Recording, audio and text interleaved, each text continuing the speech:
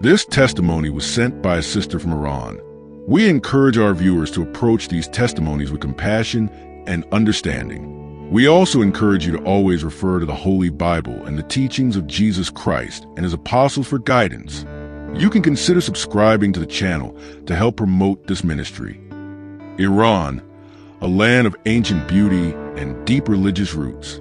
In the heart of this nation lived a young woman named Zainab, devout, humble, and raised in a home where Islam was not just religion, but the air they breathed.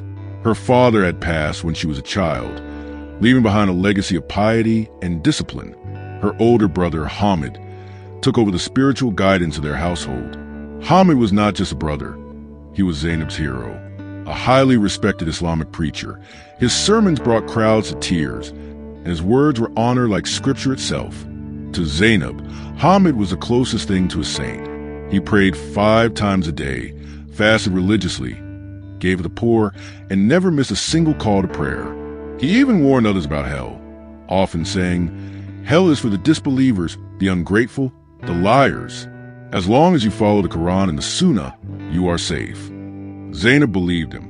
She lived her life in submission, covered, quiet, devout. Her days were filled with Quran recitations, her nights with prayer. She feared Allah, she feared hellfire, but she never feared for her brother. Why would she? If Hamid wasn't safe, then who was? But everything changed the day Zainab collapsed in the kitchen. She was rushed to the hospital. Her heart had stopped. The doctors tried to resuscitate her, but for 19 minutes, Zainab was clinically dead. And in those 19 minutes, her soul was taken on a journey no human words can fully explain. A journey that would shatter her beliefs, tear her soul apart, and leave her with a message too horrifying to keep silent. What she saw would shake the foundations of her faith, her love for her brother, and her very purpose for living. She didn't go to paradise. No peaceful gardens. Number 72 virgins. No angels with books of good deeds. She went straight into darkness. And in that darkness, she saw her brother, her beloved Hamid, engulfed in screaming torment, bound by chains, surrounded by flames that never rested. And what he told her, "It will haunt you. It will haunt you forever." Let's hear from Zainab.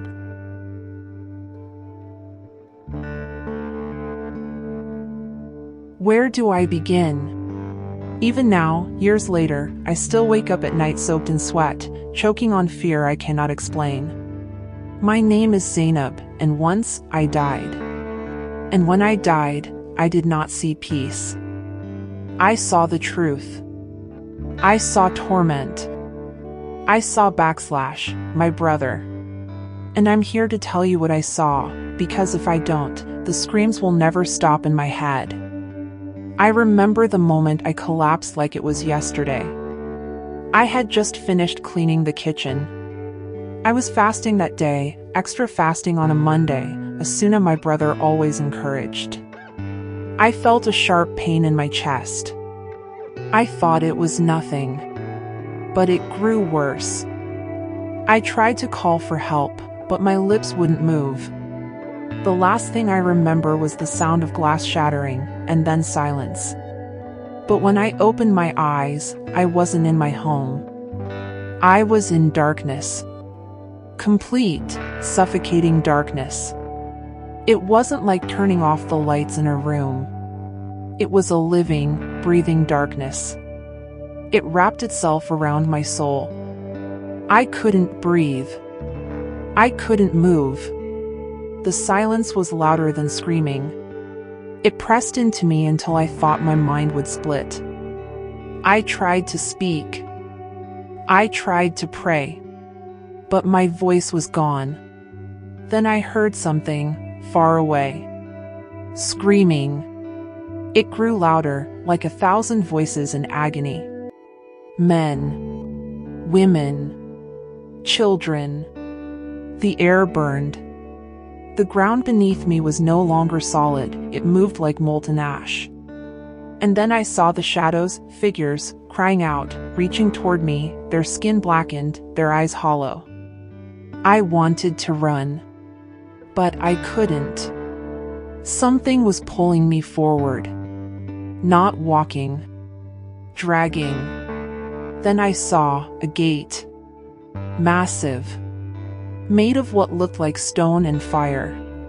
Covered in Arabic words glowing in red.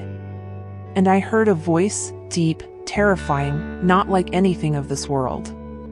It said, "This is where the truth begins." I was shoved through the gate.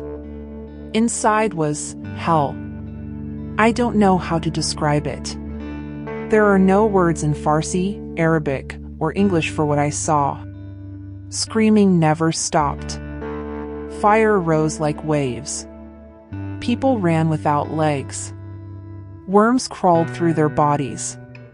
Demons tore into souls without mercy. I screamed. Then I saw someone. A man, tied by chains, flames licking his skin, his eyes bloodshot, his mouth open in a never-ending scream. But I knew that scream. I knew that face. It was Hamid. My brother.